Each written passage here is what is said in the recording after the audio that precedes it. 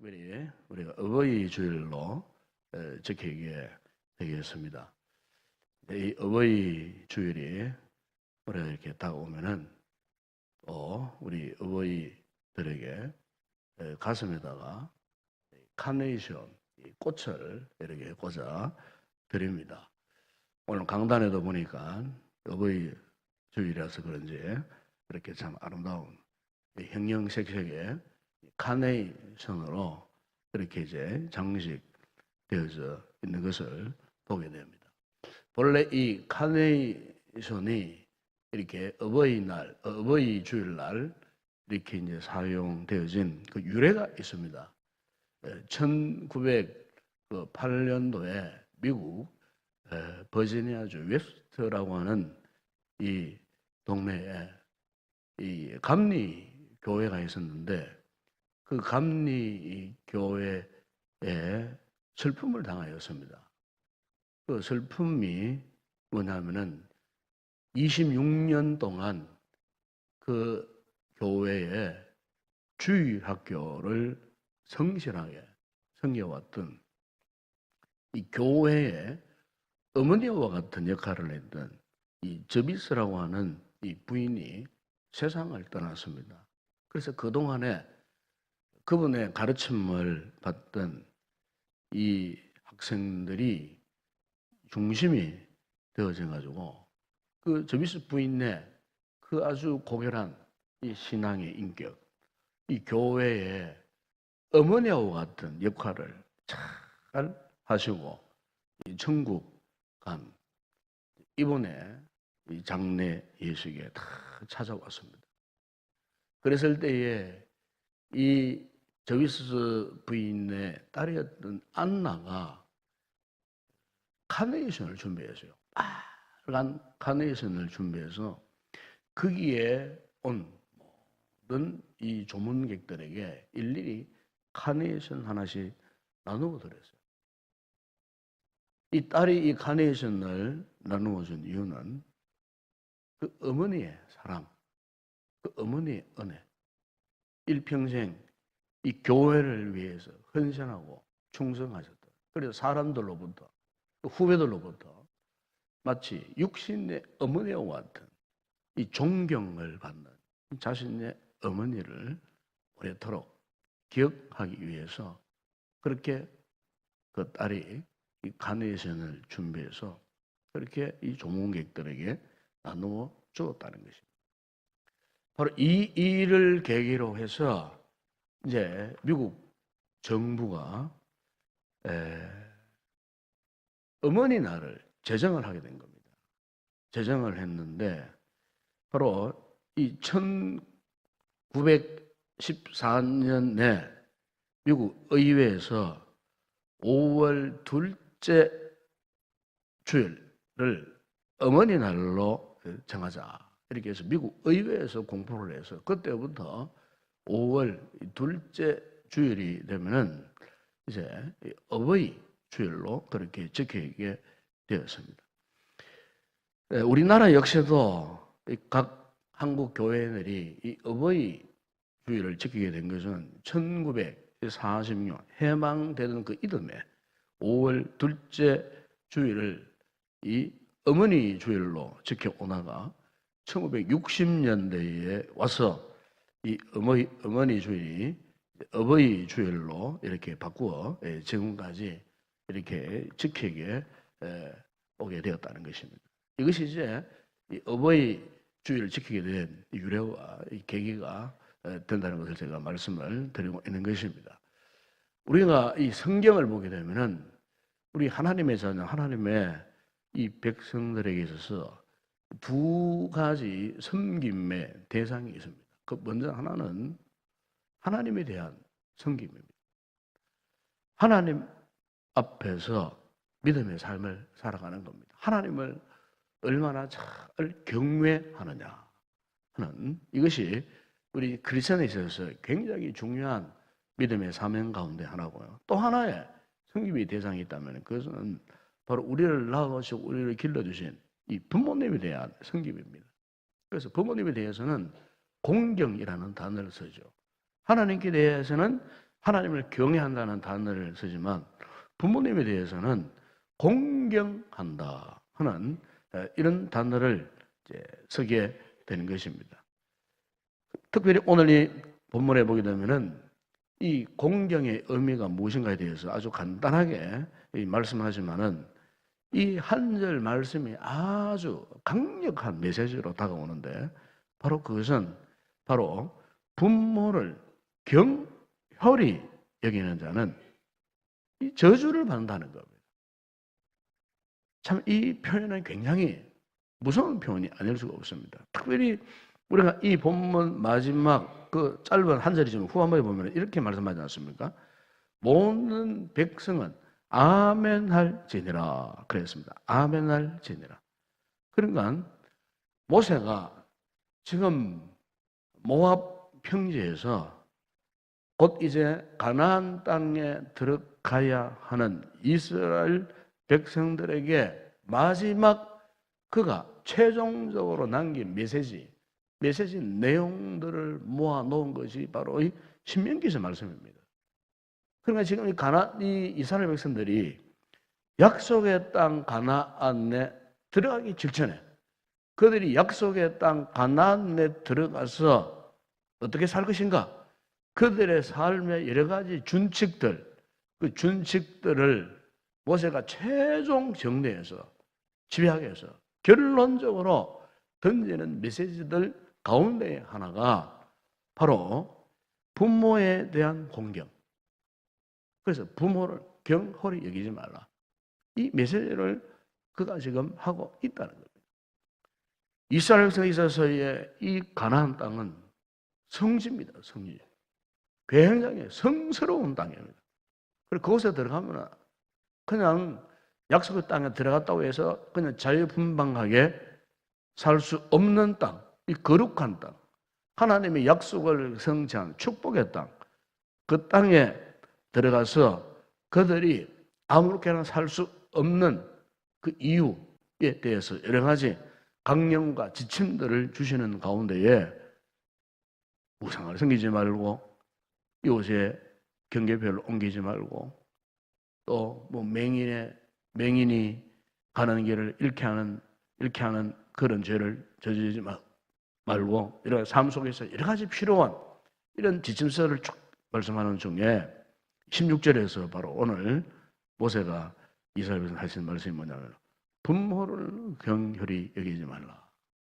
다시 말하면 부모를 공경하라. 그 뜻 아니겠습니까? 이것을 지금 주셨다는 겁니다. 그러니까 하나님께서 이스라엘 백성들이 가나안 땅에 들어가서 하나님만 경외하는 것이 아니고 부모에 대해서도 공경하라. 하나님을 경외하다가 축복받는 것처럼 부모를 잘 공경하면 역시 이 복을 받을 것이다. 그러나 부모를 반대로 경홀히 여기면은 저주를 받을 것이다. 하나님께서 축복과 저주를 명하시면서 부모 공경에 대해서 이토록 강력한 메시지를 주셨다는 것입니다. 그렇기 때문에 오늘 우리 성도들이 믿음의 삶을 살면서 눈에 보이지 않는 이 하나님을 잘 경외하는 것처럼 눈에 보이는 이 부모님에 대해서도 하나님 다음으로 잘 경외하고 섬겨야 할 대상이라고 하는 것을 오늘 이 성경 우리에게 지금 말씀을 해 주시고 있습니다. 물론 대개 우리 그리스도인들, 그리스도 성도들은 다 이 부모님에 대한 기본적인 예의를 다 갖추고 있습니다. 잘 섬기고 있는 줄로 알고 있습니다. 그러나 요즘 사회적으로 우리 사회에 큰 이슈가 되는 몇몇 문제들 가운데 가장 큰 이 문제로 떠오르는 것이 있는데 바로 무엇이 뭐냐면은 노인에 대한 학대입니다. 노인에 대한. 즉 부모에 대한 이 학대가 지금 비일비재하게 우리의 사회 이 곳곳에서 일어나고 있다는 것입니다. 어떤 최근 보건복지부의 그 통계에 보니까 이 노인 학대 이 가해자 가운데 1순위가 친족 가운데 아들이더라고. 아들이 노인학대의 1순위. 무려 57%, 그 60% 가까운 그 프로테이저가 아들. 그럼 두 번째 보니까 며느리를 통해서도 학대를 받는 그 어른들이 많다 그래요. 그게 한 13% 이렇게 되면. 그러니까 아들 내외를 합치면 70% 이상이 결국에는 가장 가까운 이 같은 아들과 며느리예요. 가장 가까운 이 같은 가족에 의해서 이 부모님들이 이렇게 이제 학대를 받는다. 이것이 또 OECD 통계 가운데 우리나라가 1위요, 1위. 1위로 나와 있는 것을 보면서 참 우리가 다시 한번 부모님에 대한 공경심을 다시 한번 돌이켜봐야 되지 않겠나 그렇게 생각이 되어집니다. 이 부모가 젊은 부모들이 참 이 자식들에 대해서는 모든 것 온갖 정성 다하여 쏟아붓고 있지만 정작 부모님에 대해서는 너무 그렇게 소홀히 하는 이 같은 상황 속에 우리가 빠져 있지 않는 것. 옛날 우리나라의 고려장 문화가 한참 고려시대 때 일어났을 때에 악습이죠. 사회적 악습이 그런 악습이 없죠. 예. 여러분 지금 부모님이 이제 돌아가실 때면 미리 아들이 지게해지고 기본 산중으로 들어가서 그 어머니를 그냥 거기에 그냥 던져버리고 돌아오는 참 악습 가운데서도 이 악습이었던 이 고려장이라고 하는 이런 관습이 있었어요. 한 번은 아들이 자기 어머니를 이렇게 이제 깊은 계곡에 버려두고 이제 돌아오는데 어린 아들이 놀고 있더랍니다. 근데 그 아들이 그 아버지에게 묻습니다. 어디 갔다 오셨느냐고 그렇게 물으니까 할머니를 산에 버리고 돌아왔다. 그러니까 그 아들이 이런 얘기를 합니다. 아버지에게 아버지 그 지게 잘 보관해 두세요. 그 어린 아들이 아버지에게 그렇게 말하더라. 왜 그러냐? 그러니까 그래야 나도 이 다음에 그 제게로 아버지를 주고 버릴 것 아니겠느냐. 참 여러분 그래서 충격받은 그 아버지가 다시 가가지고 버린 그 어머니를 다시 업고 모시고 와서 그까지 효도를 했다고 하는 이런 이야기가 있습니다. 사실 여러분 오늘 우리 성도들에게 있어서도 이 부모님은 어떤 면에서는 하나님의 그림자라고 그렇게 볼 수 있겠죠. 우리가 눈에 보이지 않는 하나님을 참 잘 섬기고 있지 않습니까? 근데 정작 눈에 보이는 육신의 부모님에 대해서는 너무 우리가 소홀히 하는 경홀히 여기는 그런 부분이 없지 않는 것. 참 우리의 신앙을 돌아보면 이런 이중적인 모습들이 사실 많이 있죠. 이것이 오늘 우리 신앙생활의 모순일 수도 있다는 것. 다시 한번 우리가 오늘 이 말씀을 통해서 깨닫는 복된 아침이 되었으면 좋겠습니다. 우리가 성경 곳곳에서 보게 되면 부모 공경에 대한 이 교훈의 말씀들이 많이 있습니다. 출애굽기 20장 10절에 보면은 네 부모를 공경하라. 그래야만 내 하나님 여호와가 내게 준 땅에서 내 생명이 길리라. 그랬습니다. 레위기 19장 3절에 보면은 너희 각 사람 부모를 경외하고 거기는 경외라는 단어를 표현했어요. 부모를 경외하고 그리고 나의 안식일을 지키라. 하나님의 안식일 이전보다도 부모를 경외하라 하는 말씀을 더 우선적으로 하는 것을 보게 되면은 이 부모를 공경한다는 것이 얼마나 큰 무서운 책임인가 하는 것을 볼 수가 있고요. 신명기 5장 10절에 보니까 너는 내 하나님 여호와께서 명령한 대로 내 부모를 공경하라.